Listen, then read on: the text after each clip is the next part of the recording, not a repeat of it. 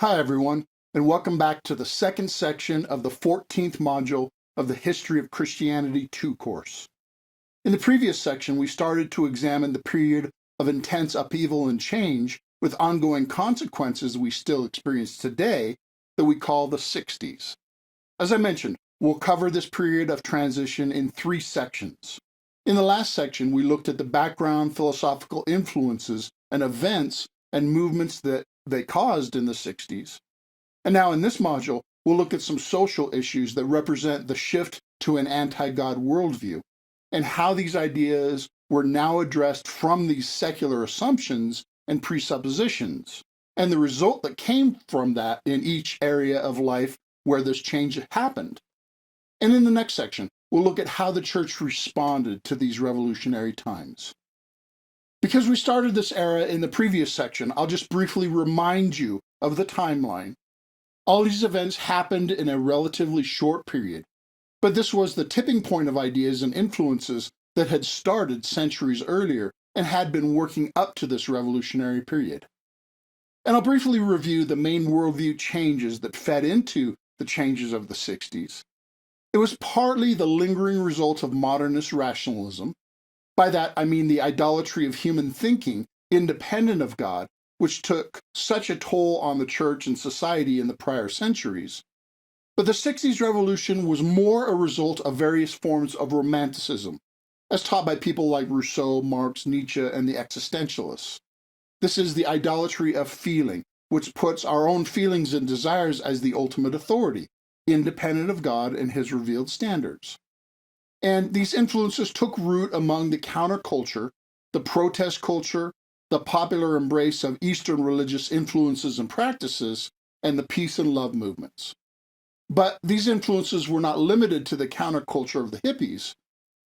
The anti-God worldview gained a foothold in many parts of Western society and exercised influence in a variety of social, cultural, and political issues. Therefore, these various issues we'll examine were primarily addressed not from a Christian, God-centered worldview, but from an increasingly secular, human-centered worldview that relied only on human wisdom and insight. More and more without reference to transcendent moral categories or even traditional understanding and experience. So now, I want to look more specifically at a number of issues that were protested, debated, and in many cases revolutionized during the period in and around the 60s. Each issue is different and must be treated separately. These can serve as kind of a laboratory in history of how the different worldviews have approached these various problems and issues, and how each approach turned out in the long haul. But in all these, we can see a pattern. For most of these, every side agreed that there was a problem, and in many they agreed exactly what the problem was, but they usually disagreed on what was the best solution, because each side based their proposed solutions on their radically different worldviews, which included their understanding of human nature and the goal of human society and the morality of different kinds of means. And because the 60s were a revolutionary time, for a lot of these issues, the anti-Christian worldview was the most influential in the solutions that were attempted. And because of this, in the hindsight of history, we can see that the anti-God solutions either failed completely and or brought huge unintended consequences, which were as bad or worse than the problems they were trying to solve.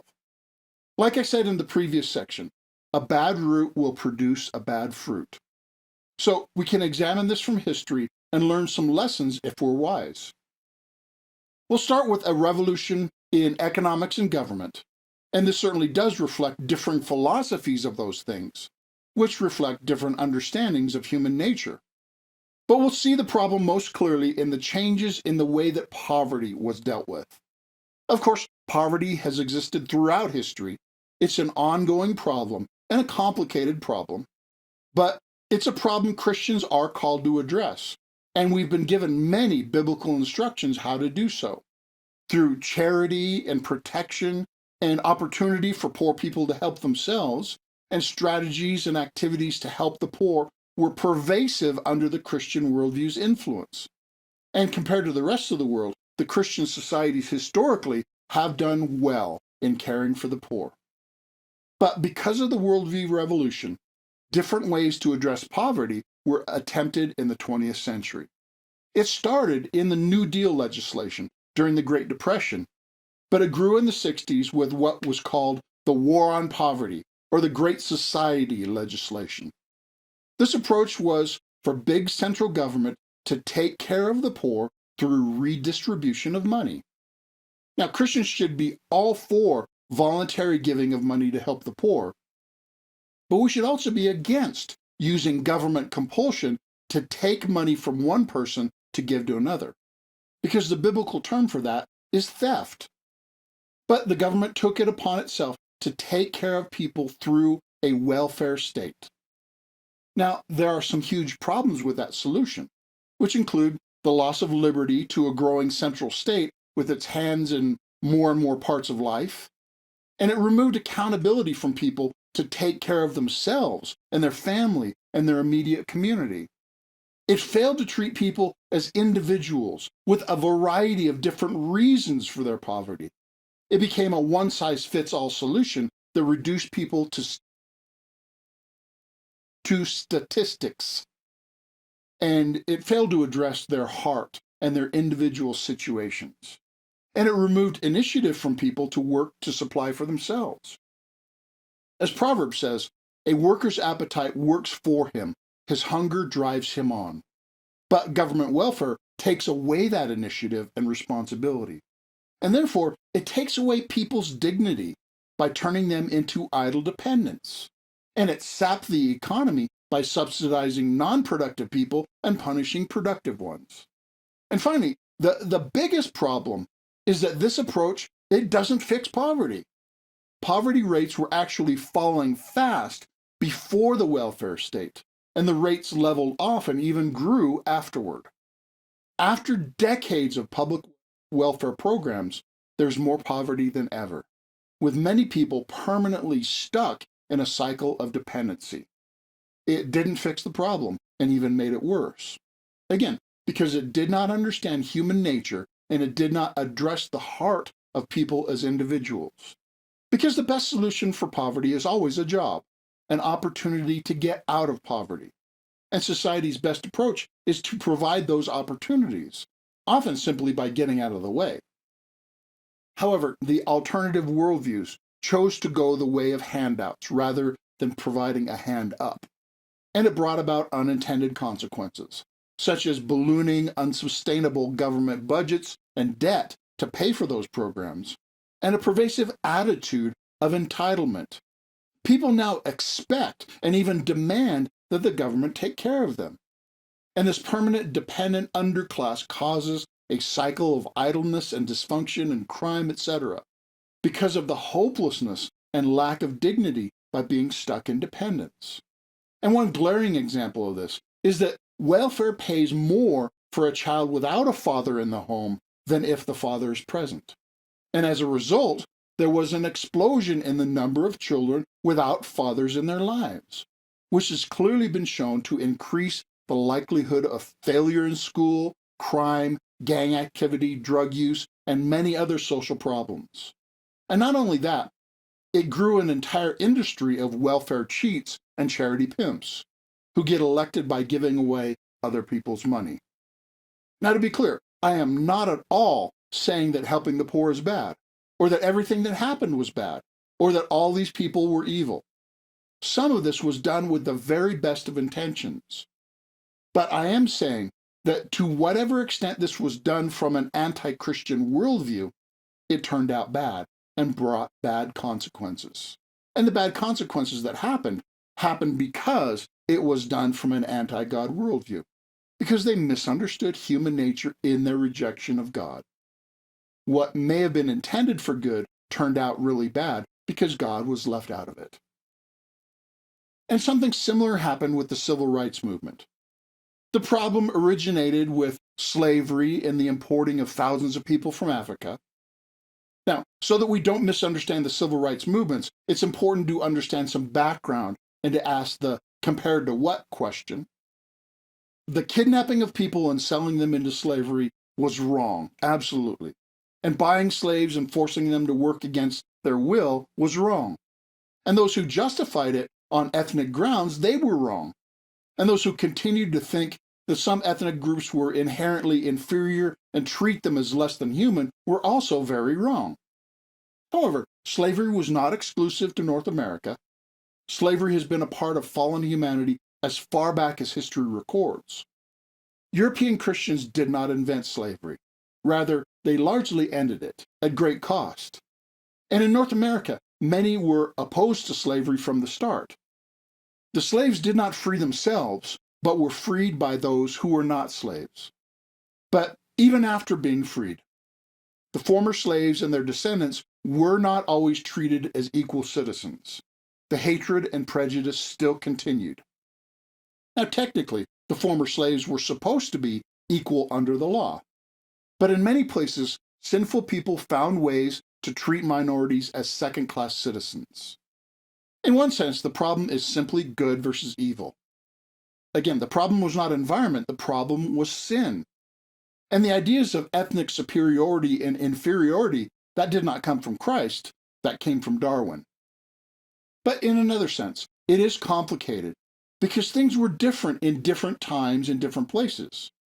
The Jim Crow laws that codified discrimination were only in place in parts of the country. Some people were for racial discrimination, true, but others fought against it, long before the civil rights movements. Now, I don't say any of that to excuse the sin of ethnic pride and injustice that took place. There was still a problem that different ethnic groups were treated differently. And there have always been two general categories of strategies for solutions. Now, that's an oversimplification, but the approaches can reasonably be grouped into these two approaches. The first strategy was first championed by men like Frederick Douglass and Booker T. Washington at the time when the slaves were freed, and in the 60s by people like Martin Luther King Jr., though he and others sometimes wavered between the two strategies. This first approach was that injustice has been done, and it must stop. Those who had done the injustice must be responsible. And the solution for injustice is impartial justice. Equality before the law, with equal opportunity, equal treatment, and equal evaluation. And partnership together as equal members in the common society. This is reflected in a quote by Frederick Douglass, who said, "In a composite nation like ours, as before the law, there should be no rich, no poor, no high, no low, no white, no black, but common country, common citizenship, equal rights, and a common destiny." And that's the theme of Martin Luther King's famous "I Have a Dream" speech, that the USA would live up to its foundational principles that all men are created equal. And his dream was that his children would not be judged by the color of their skin, but by the content of their character. And this approach includes the idea that blacks have to take responsibility for themselves. Frederick Douglass once wrote, "Everyone has asked the question, 'What shall we do with a Negro?' I have had but one answer from the beginning. Do nothing with us. Your doing with us has already played the mischief with us. Do nothing with us. And if the Negro cannot stand on his own legs, let him fall. All I ask is, give him a chance to stand on his own legs. Let him alone." And this first approach wanted to attain these goals peacefully and with justice and character, based on Christian truth. Booker T. Washington wrote, "I would permit no man, no matter what his color might be, to narrow and degrade my soul by making me hate him." Then the second strategy was proposed at first by people like W.E.B. Du Bois, and the 60s by people like Malcolm X, Stokely Carmichael, and the Black Panthers, as well as those churches that bought into the Marxist ideas of Black liberation theology as taught by people like James Cone. The second approach was that injustice had been done and must be reversed, even using unjust methods if necessary. Because preferential treatment had been given in one direction, the solution was preferential treatment in the opposite direction. And this is to be done on the basis of group identity, not on the basis of individual situation or responsibility.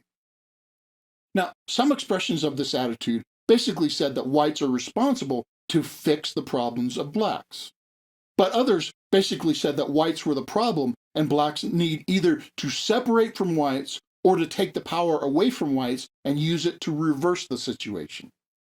Now, many used the very real injustices that were done historically as a lever for personal gain under the guise of doing justice. Booker T. Washington once said, "There is another class of colored people who make a business of keeping the troubles, the wrongs, and the hardships of the Negro race before the public. Having learned that they're able to make a living out of their troubles, they have grown into the settled habit of advertising their wrongs, partly because they want sympathy and partly because it pays. Some of these people do not want the Negro to lose his grievances because they do not want to lose their jobs." In other words, some, but by no means all, who took this position, they highlighted and stirred up resentment and a victim mentality in order to get a favored position. And some, but not all, people in this group were open to violence as a means to overcome past wrongs and even tilt the field in the opposite direction. So, one approach followed the Christian ideals of equal justice and individual responsibility, and one approach followed the Marxist ideas of group identity and unequal justice to get a desired group result. One approach desired unity and finding a common identity in our shared humanity, from the standpoint that our ethnicity, though significant, is less central than our common humanity. And the other approach highlighted ethnic differences and group identities to work toward an advantage for their own group, from the standpoint that our ethnicity is essential and central to who we are. Now, in the minds of most people in the 60s, the civil rights movement was equated with the first approach. That is why there was so much support for the civil rights movement, leading up to the passage of the Civil Rights Act of 1964. However, in the aftermath, the second approach quickly became more dominant, riding on the momentum gained by the first approach. And in many ways, the second approach took over. Through legal advocacy in the courts, the civil rights legislation that outlawed preferences based on race, it was used to enshrine racial preferences. Injustice and discrimination were combated using injustice and discrimination. And again, I can totally understand why people wanted to do this. Kind of a fight fire with fire mentality to try to right the wrongs. There was very real wickedness and injustice that needed to be opposed. However, this two wrongs make a right approach, it was counterproductive in the end, especially if the goal is to change hearts. And according to Proverbs, unequal weights and unequal measures are both alike an abomination to the Lord. Now, as much as we want justice, injustice never will accomplish it. And anything that claims to be justice but uses unequal measures, that's really injustice. And this approach actually put the spotlight more on ethnicity and racial tensions and typically exasperated them. And it ignored the things that have actually worked to change hearts and bring about ethnic harmony and prosperity. And it has had many unintended consequences. A scholar named Thomas Sowell has clearly shown that affirmative action policies in college admissions have actually harmed minority students. And preferential treatment had a double-edged negative effect in other areas as well.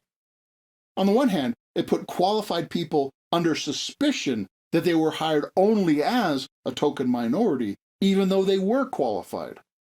And on the other hand, it put unqualified people in positions that should have been given to better qualified people. And those people who constantly fixate on ethnicity, they're not solving the problem. And they're typically making it worse by stirring up a victim mentality. I'll quote Booker T. Washington again because he said it well. "No greater injury can be done to any youth than to let him feel that because he belongs to this or that race, he will be advanced in life regardless of his own merits or efforts." The movement that started with the goal of making ethnicity only incidental and to stop ethnicity from being the basis on which a person is judged and valued, it has now been twisted into insisting that group identity defines people and how they should be treated. But more and more people are starting to recognize that a lot of people who are making a big deal of race don't actually care about race or about justice or even about people, but they only care about power. Again, I want to be very careful to clearly state that not all of the civil rights movement fits that description. Most of the early movement was good because it was built on Christian principles, and it desired to overturn obvious injustice with genuine justice.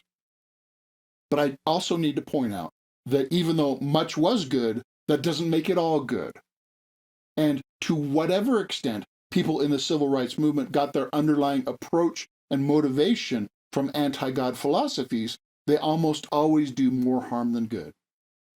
As Corey Brooks, a modern pastor in Chicago, said, "The reality is that the countless diversity programs that came into being since the late 1960s have been abysmal failures. Nearly every one of them, if not all, professed to have the goal of uplifting poor blacks after centuries of racial oppression. Our community was bombarded with one liberal policy after another since the 1960s. Instead of embracing freedom and responsibility, too many of us allowed ourselves to be seduced into the culture of dependency. Those of us who have been caught up in the multi-generational cycle of societal and government dependency, that is the only world they know." Now, these debates are ongoing, but as Christians, we need to examine the worldviews behind various arguments and compare them with the biblical standard of justice. We need to continually fight against genuine injustice, but do it in a way that does not perpetuate injustice or make it worse. And historically, we can look at what has actually worked to change hearts and minds and reconcile different ethnic groups. And that has been to see people as individuals, regardless of their ethnicity. And this has been to see people as members of the human race made in the image of God, rather than dividing people by ethnic groups. And this has been through the preaching of the gospel and bringing people into the new humanity, where there is greater loyalty to Christ than to any ethnic or cultural background. Again, whenever people have taken and still take the first option described earlier, things have gotten better. But whenever people have taken the second option, based on anti-God worldviews, things have and will continue to get worse. And that brings us to what has been called the sexual revolution. Now, of course, before the 60s, people were having sex, and they even testified that it was fun, even before the sexual revolution. So, what changed in the 60s? Well, there was a radical change in people's understanding of the proper purpose and context for sex. Beforehand, in the Christian worldview, sex was considered a private, special act given by God exclusively for a marriage relationship between one man and one woman. Sex was created by God for his good purposes and under his rules. It was a spiritual act that sanctified a lifelong covenant relationship.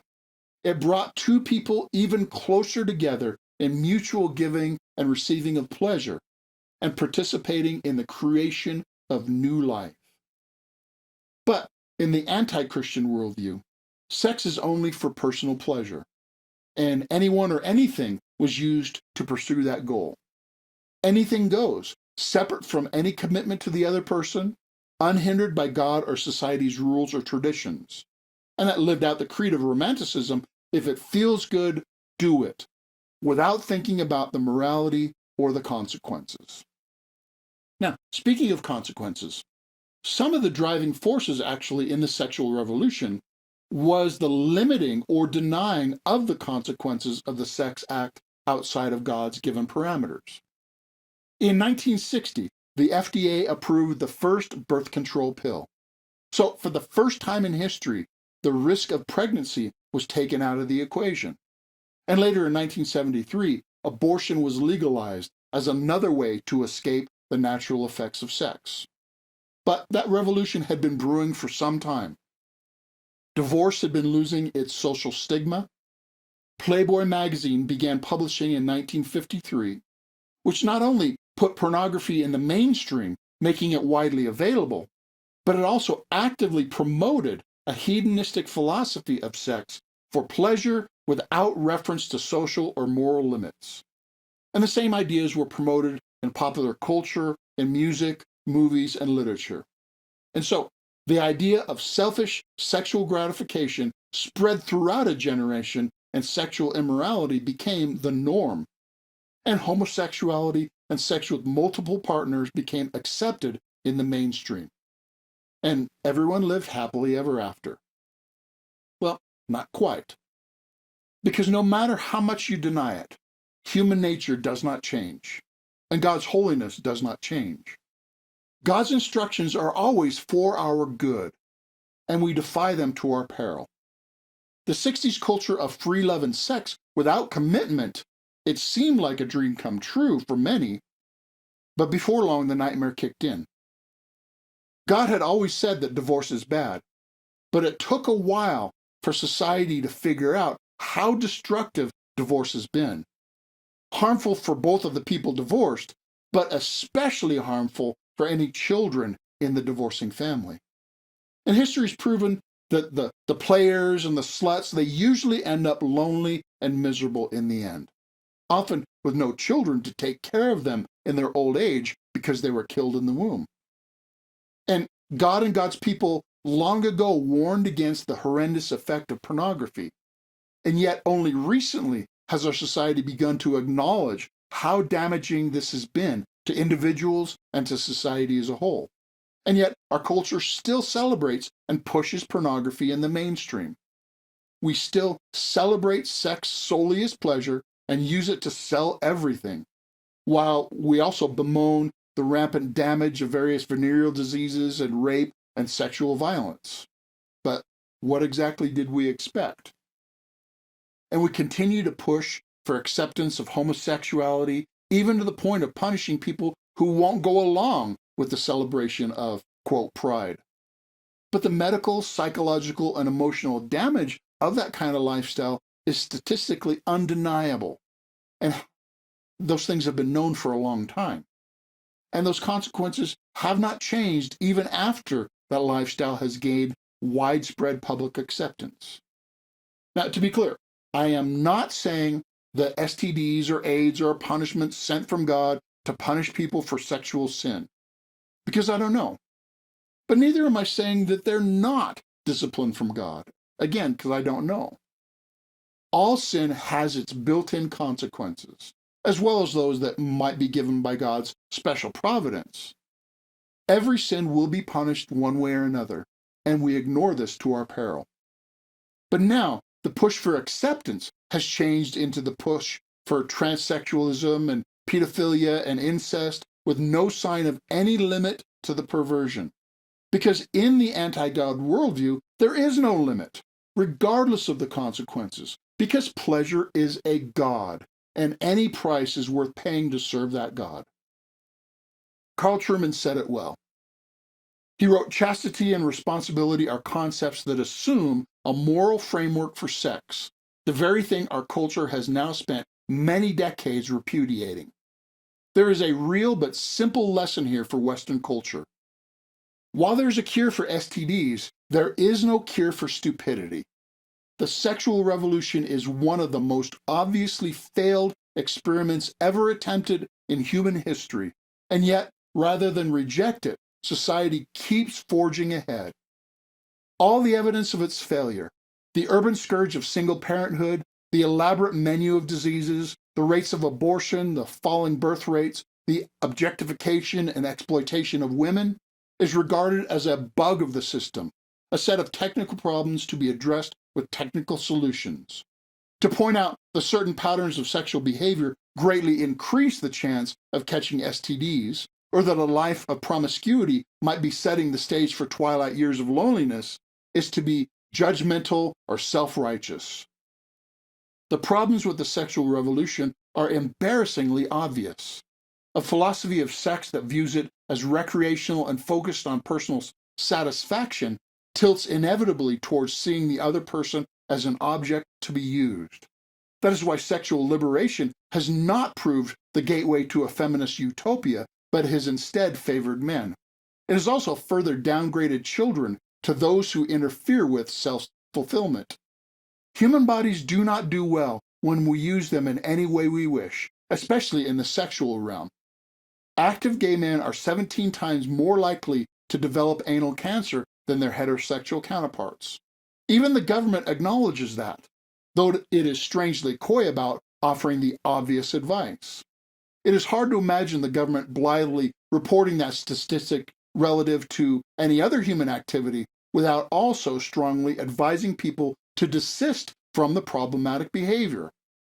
And we have yet to see the full effect of the free-floating sexual life of no commitments on that other current health problem, loneliness. I'd wager it will intensify, not mitigate, the problems of late-life isolation and despair, and yet the revolution continues apace. Now, the sexual revolution really is a part of the spiritual war, with very real casualties and massive destruction. The Battle of the 60s was won by the bad guys, and our society is still paying the price. And similar things could be said about the other battleground ideas of the 60s. The peace movement was right in hating war and wanting peace, but was naive or selfish in the way they went about it. In a Christian worldview, sometimes war is just. Now, war is always bad, but in some situations is not as bad as the alternative. But in ignoring that possibility, the peace movement actually contributed to the loss of the Vietnam War, which possibly caused much more suffering. And it did not actually bring about anything close to peace. Because talking about peace is not the same as making peace. And real peace can never be found without God's wisdom, power, and reconciliation in Christ. To seek peace without Jesus, that's a foolish quest. And the mainstreaming of drug use has also caused massive suffering. Again, recreational drug use was promoted as a new religion. People like Timothy Leary promoted it as a way to a new form of enlightenment or expansion of the mind, to find new avenues of discovery and unlock the potential of the brain in new ways. Or it was said to be just a fun, harmless thrill that the man was keeping from you because he didn't want you to have fun. But as it turns out, God's restrictions against this kind of activity is actually for our protection. The Bible equates this kind of activity with sorcery, opening ourselves to the influence of malevolent and evil spirits. And the rampant addiction, crime, homelessness that we see all around is just some of the symptoms of rejecting God's instructions. And yet, as a society, we still wink at drug use and even enable it as a harmless recreation. And at the same time, we bemoan the many deaths from overdose and pervasive other social ills that have been directly caused by the use of drugs. A lifestyle driven by a worldview of sensual pleasure, and ignoring God and the better eternal pleasure he invites us to experience will always bring harm, as history has clearly proven. And then in a similar way, the feminist movement sought to address real and or perceived wrongs against women by men.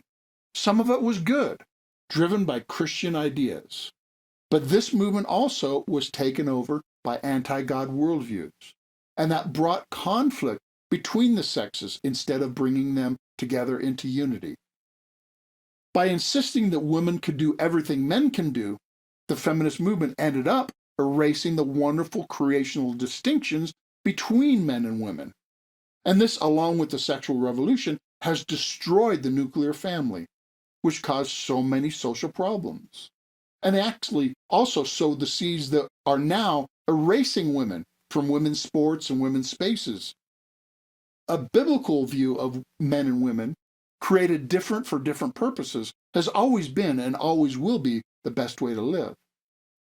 As one writer said, looking back in regret at the feminist revolution, neither feminism nor the sexual revolution has protected and cared for women as much as monogamous marriage has. And Christians should never have fallen for the false diagnoses of these revolutions. A pre-modern diagnosis comes from the scriptures and teaches the value of both men and women who were created with the relational potential for marriage and the reproductive potential to produce godly offspring. Many Christians have tried to accommodate the Bible's teaching to the sexual revolution in the serialized polygamy of divorce and remarriage. Others have tried to adopt the Bible to a feminist reading that pathologizes all power and patriarchy, forgetting our God is the all-powerful Father from whom all fatherhood is named. Such accommodations were never right and are now seen to be failures. And finally, I want to mention the 60s was a time of shifting approaches to criminal justice. The main strategy changed from punishing criminals as an aim to rehabilitation and also to protect and recompense their victims, changed to treating criminal activity as something caused by the social environment. So this changed criminals from bad people who did wicked acts into victims who needed to be cured or coddled. And we see this attitude still in effect today. And this new approach had the kind of results that any sane person would expect. As the severity of consequences plummeted in the 60s, crime skyrocketed, which harmed both the criminals and their victims, but also society as a whole. Whenever a society punishes criminal behavior, it gets less of it. But when it rewards lawlessness, it gets more of it. Who would have thought?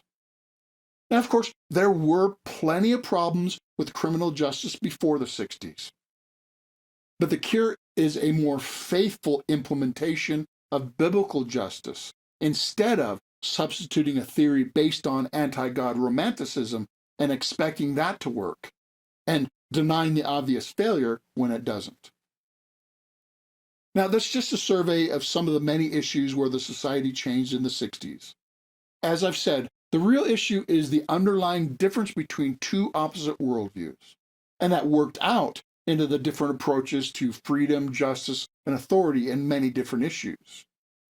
Are we really free to do whatever our hearts desire without expecting consequences? Are we really better off ruled by our feelings and fancies and by throwing off all external and divine authority?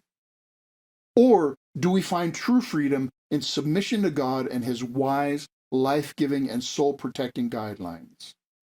It really is an issue of who is Lord of my life, Jesus or me? Who is boss of our society, Jesus or whoever we can get away with? The Founding Fathers wisely said that the system of freedom will only work for a religious people who are able to self-govern themselves. Because when freedom runs amok, it destroys everything. And a decisive shift in the direction of impending destruction happened in the 60s. And this gives us clear historical proof, if we choose to see it, of the different destinations of dramatically different worldviews. Jesus warned us. He said, "Enter through the narrow gate, for wide is the gate and broad is the road that leads to destruction, and many enter through it. But the gate is small and the way is narrow that leads to life, and only a few find it." In the 60s, on many issues, our society chose the wide road to destruction. Billy Graham once said that if God does not judge America, He will have to apologize to Sodom and Gomorrah. Now, I freely admit that a lot of what I've been saying might come across as judgmental and square and narrow-minded. But that depends on your worldview and the standards of judgment in your primary authority. If we judge by our feelings and our desires for worldly pleasure, then yes, I'm a stick in the mud. But if we judge by God's standards revealed in the Bible, and by God's desire for people to find real life, abundant life, then how could I not speak against those things that harm people? If someone or something attacks those that you love and is doing them tremendous harm, you're justified in no longer playing nice. And God also warned us that there is a way that seems right to a man, but in the end it leads to death. So I don't mind appearing narrow-minded if my sober warnings will keep you from death. And I'll remind anyone who has fallen for any of those false philosophies or has given in to any of those sins that the forgiveness of Christ is real and it's available to anyone who believes. So, to summarize, in the 60s, the revolution in worldview brought about changes in many issues, such as government, racial issues, sexual issues, etc. And whenever those issues were addressed with anti-God philosophies, it made things worse. But also, changes in those issues and other issues pushed and accelerated the overall worldview revolution that influenced society as a whole. So, the revolutionary worldview drove the changes, and the changes made the revolutionary worldview seem more plausible and normal. And we're still living on the other side of these changes. Now, the anti-God worldview is the standard mindset of our society at large today. Now, let's review. The revolutionary worldview was pervasive in the 1960s, and it had a profound impact on a number of issues. We surveyed its impact on addressing poverty, ethnic injustices, sexual activity, the pursuit of peace, the question of drug use, the relationship between the sexes, the problem of crime, and the relation of freedom to authority. And I argued that to whatever extent an anti-God worldview drove the responses to these issues, it brought negative, often unforeseen consequences. Because God is not mocked. What we sow, we will reap. And that brings us to some questions for discussion and application. First, which issue or issues stuck out to you in this section? Describe how the revolutionary transition of worldviews impacted that issue. What changed in regard to this topic because of the worldview change? What were the immediate and long-term consequences of that change? Give your evaluation of those changes and their consequences from a biblical standpoint. And what principles can you learn from the way this issue was addressed in light of the results? And in what ways can you put those lessons into practice in your own life and ministry? Second, how can the current church address any of these issues today in light of the changes that have happened in society? How can we work to reverse the negative consequences? How can we work to reinstate a better worldview in the public sphere? How can we protect ourselves from being infected with or going along with anti-God ideologies? What does biblical history and the later history of the church teach us about how God can reverse trends of apostasy? And what can you do personally to pursue those kinds of solutions? Next, describe the ways that the changes of the 60s have most significantly influenced your current culture and or church. How have they influenced them, positively and or negatively? What insights from history can you apply in your own life and ministry? Describe the specific ways in which you will apply them.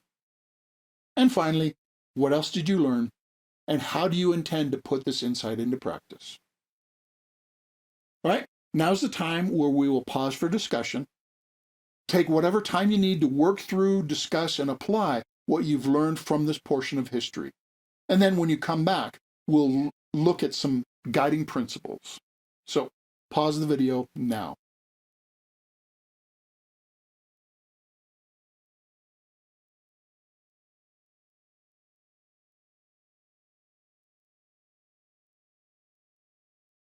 All right, now let's return for some guiding principles that I suggest you learn from this portion of history. The first principle is garbage in, garbage out. That phrase comes from the world of computer programming. If the instructions you give the computer are confused and full of mistakes, then the computer is going to do something that is confused and full of mistakes. A computer won't magically fix things, but will go to the logical conclusion of the input it's given. And in a similar way, life and society will go to the inevitable conclusion of the input it's given. It's like the iceberg. A culture's prevailing theology will determine their worldview, which will determine the beliefs and values and behavior. Therefore, we should be very careful to guard our primary functional authority. We should fill our minds and hearts with God's word. We should work to fill our society with the proclamation of God's truth, character, and deeds. Some people argue that we should keep religion out of the public square. But if God is kicked out, some false idol will rush in to replace him. It never is a matter of whether God and theology will drive our life in society. It's only a question of which God and which theology will drive our life in society. If we start with garbage, we'll get garbage as a result. But it's equally true that goodness in, goodness out. Godliness in, godliness out. So we should pursue that instead. And then the second principle is that talk is cheap. Wise actions are better than good intentions. Good intentions and smooth talk are not as good as wisdom and effectiveness. It's real easy to speak about peace and love, but unless you can back up those words with truth and actions which actually bring about peace and love, then those words are useless. Promising to help the poor is not the same as actually helping the poor. Some ways of fighting racial injustices actually produce genuine justice according to biblical standards, and some don't. The devil is a liar, and every temptation away from God will never actually produce what was promised. Therefore, for all of life's issues, we need to look deeper and consult God's instructions, or our projects are doomed to fail, and will likely make things worse. Because the real world is not governed by our feelings or good intentions. It is governed by God and His good laws. And that leads to the next principle, that we should reject the idolatry of feelings. Now, to be clear, that does not mean that we reject or deny our own feelings. Our emotions are a gift from God. However, that does mean that we don't allow them to be our primary functional authority. That means we shouldn't follow our heart. That means we should test our heart's desires against the authority of God's revelation and character. If we start with ourselves, we end up with garbage out. Rather, we should be God-centered, and we'll end up with goodness out. And that means we should also examine our worldview assumptions and reject anything that comes from an anti-God source, because we've seen the damage that those ideas can cause. Fourth, I suggest that we should have both zeal and knowledge. Proverbs 19:1 says that zeal without knowledge is not good, nor to be hasty and miss the way. We should be passionate for good things, but we should never let our passion and idealism blind us to what is strategically best in the long run. We should be knowledgeable and careful to do the most good and to do no harm. Proverbs 1:9 teaches us that the fear of the Lord is the chief part of wisdom. Putting God at the center will help us to focus our passion into the most productive and ultimately successful ways. We should pursue the good and reject the bad. We should be for godly things and against ungodly things. We should be zealous to help the poor, but we should also do it in a way that actually helps. We should desire to fix the problems of crime and war, etc., but also do it in a way that will not be counterproductive. We need to apply God's truth with prayer and the leading of the Spirit, because if we try to fix the world on our own wisdom, we're more likely to make it worse. Fifth is the principle that a weak church leads to a sick society. The cultural influence of Christ was lost because the church failed to be salt and light. The church was still weakened by all the fallout from liberal theology, and it had also become complacent and lazy in some ways. And so, without the strong leading of the church, the society went off track. Now, of course, there were some great exceptions, and we'll see some of them in the next section. But as a whole, the church had failed in the period leading up to the 60s, and this resulted in cultural problems. And that means that one of the best things you can do for your world is to be a faithful disciple and part of a healthy, faithful church. Love God with all your heart, soul, mind, and strength. Be a witness, telling people the good news about Christ. Build up one another in the truth and practice of following Christ. Be a part of the solution, not part of the problem. Work to strengthen the church so that the church will impact the society. Because in some way, the health of the society reflects the health of the church that is either reaching the society for Christ or failing to do so. And that leads into the final principle. Apply Christianity to all of life. Every problem, every issue has a Christ-centered solution. So search the scriptures for how Christ and his new life apply to each and every situation. Learn from other responsible and biblically faithful Christian thinkers throughout the ages. God has the solution to every problem because God is the solution to every problem. And he's invited us to know him and to apply his life to whatever ails us. Therefore, don't be ashamed of the gospel.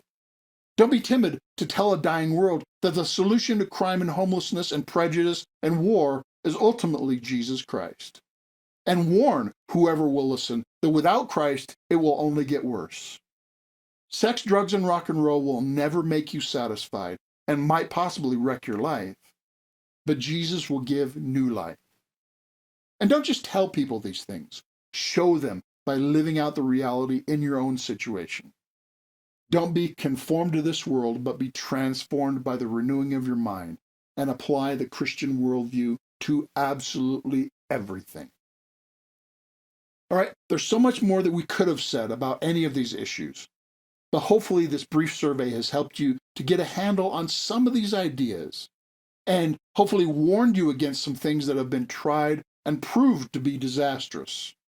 Let's learn from history so that we don't repeat the same mistakes. And I pray that God will give you both zeal and wisdom, and that he will strengthen and guide you how to live out the Christian worldview fruitfully in every part of your situation. Like I've said before, this has been the second of 3 sections covering the revolutionary changes of the 60s. In the next section, we'll cover the various responses of the Christian church during those times. And I'm looking forward to it. Thanks for watching.